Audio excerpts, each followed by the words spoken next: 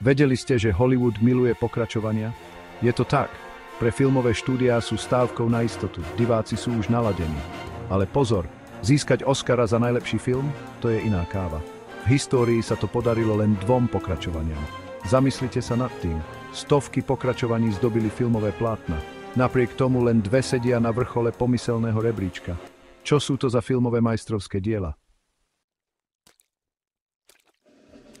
Poďme odhaliť našich víťazov. Prvým je Krstný otec 2, kriminálny epos Francisa Forda Coppolu z roku 1974.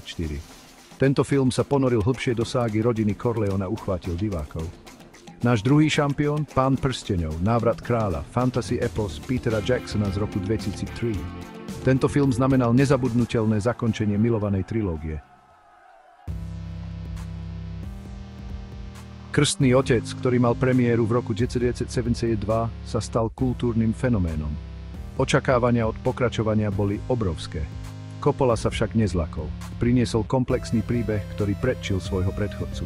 Trilógia Pána prsteňov bola obrovským projektom. Každý film bol kasovým trhákom. Návrat kráľa niesol na svojich pleciach ťarchu celého Stredozeme a doručil to epickým spôsobom.